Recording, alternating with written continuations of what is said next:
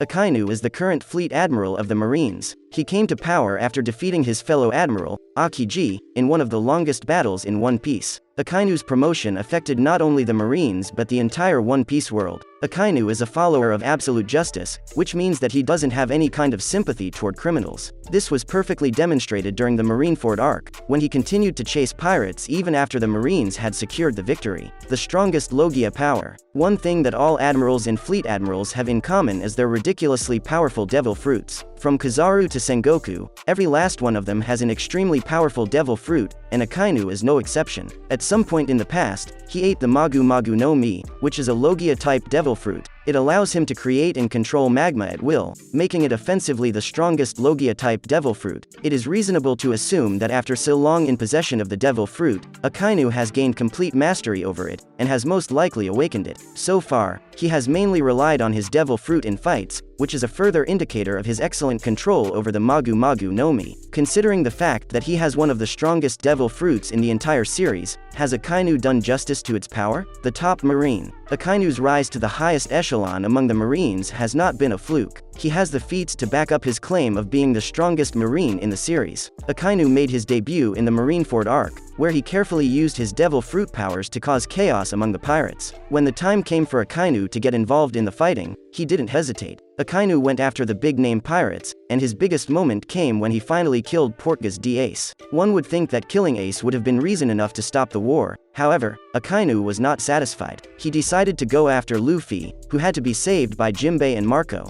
Vista and Marco even tried to injure Akainu, but their haki proved to be weak. Whitebeard, who had also joined the battle, quickly became enraged once he learned about the death of Ace. Whitebeard appeared behind Akainu and started pummeling the Marine without any problems. Akainu had almost no response to the Emperor's power, but he wasn't ready to back down from the fight. In an attempt to kill Whitebeard, Akainu burned off the left side of the pirate's face. However, Whitebeard was not even fazed by the attack, and he continued his assault on the Marine. Akainu was humbled by the Emperor, yet that didn't stop him from attacking the other pirates. In fact, one of Akainu's attacks made contact with Luffy, which left the pirate in a very critical condition. Aside from his involvement during the Marineford arc, Akainu has rarely received any screen time. His fight against Aokiji, which lasted for multiple days, was not shown. When he went to take Bonnie, the Blackbeard pirates ran away instead of confronting him, which is a huge testament to his power. After becoming the fleet admiral, Akainu's power increased even further. However, due to his current position, he cannot leave the headquarters and show off his strength. Needless to say, Akainu hates this restriction that came with his new position. So, will Akainu never be involved in a major battle again? Akainu's role in the final saga. As previously stated, Akainu's screen time has been minimal, and the reason is that Oda wants to save him for the very end. Akainu is definitely going to get involved in the action during the final saga of One Piece. He needs to be taken down for the world to be a truly free place. So, the question is, who will fight the magma monster? The most prominent idea is that Akainu will be defeated by Luffy because of what the former did to Ace. While it is a fair reason, there are other characters who would be better suited for the fight. Sabo, for one, would be the perfect match for Akainu. As Luffy's elder brother and the chief of staff of the Revolutionary Army, Sabo has multiple reasons to beat Akainu. Another theory pits Monkey D. Dragon against Akainu because both of them are at the top of their organizations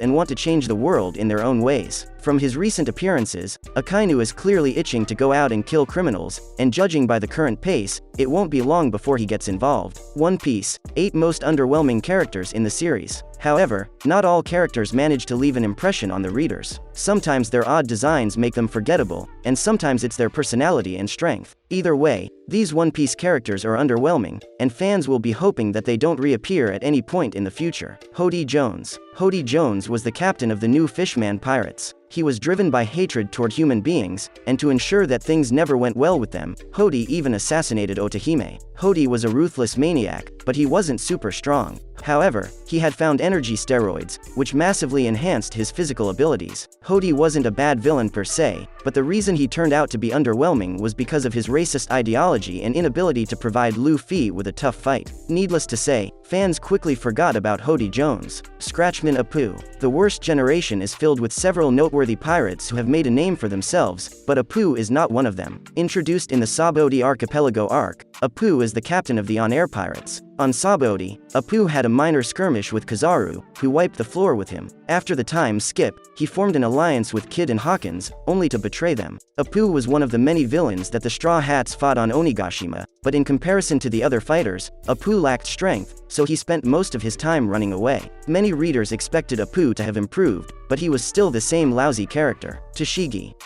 debuted in the East Blue Saga as a talented marine. She was confident in her abilities, and her goal to collect all the notable swords only made the fans like her even more. Unfortunately, Tashigi has barely been involved in the story since the time skip. On top of that, whenever Tashigi has made an appearance, she has failed to make an impact. In the Punk Hazard arc, she tried to fight against Monet only to be saved by Roronoa Zoro. This was quite humiliating for Tashigi, as Monet wasn't even strong.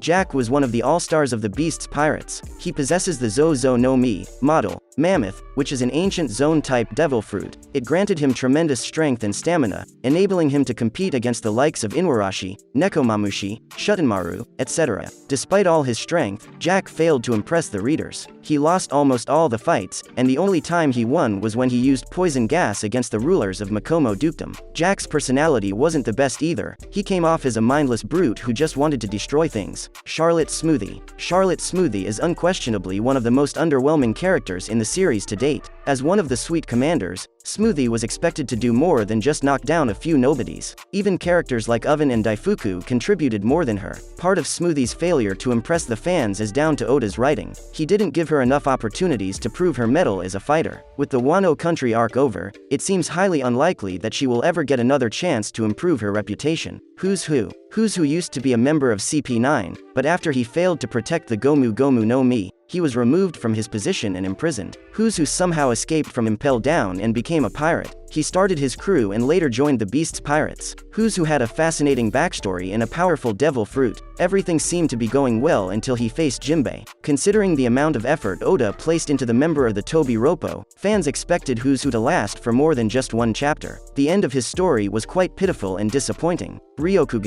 Admiral Ryokugyu is one of the two new admirals who were recruited by the Marines sometime during the time skip. Ryokugyu's face remained a mystery until the Wano Country arc. Ryokugyu went to the land of the samurai in order to capture Luffy. However, Momonosuke and the Scabbards prevented him from reaching Luffy. Usually, admirals are known to be dangerous and capable of obliterating anyone in their path, but things were different this time around. Before Ryokugyu could defeat Momonosuke and company, he was stopped by a sudden burst of Shanks' Conqueror's haki. Ryokugyu realized that he was out of place and ran away. Ryokugyu is on the list because of the expectations that fans have from an admiral. After waiting for several years to see him in action, he was sent with his tail between his legs, which makes him the most underwhelming admiral so far. Smoker is a vice admiral who also serves as the commander of the G5 Marine base. He made his debut in the Logatown arc, where he easily captured Luffy. Unfortunately for Smoker, Dragon was also in Logatown, and he couldn't let the Marine capture his son. So, he stopped Smoker and freed Luffy. Enraged by his failure, Smoker followed the pirate into the Grand Line. The Marine was involved in many subsequent arcs, but he was never among the standouts. From being Luffy's fiercest enemy to becoming just fodder for villains to show off their strength in various arcs, this has caused Smoker's character to decline.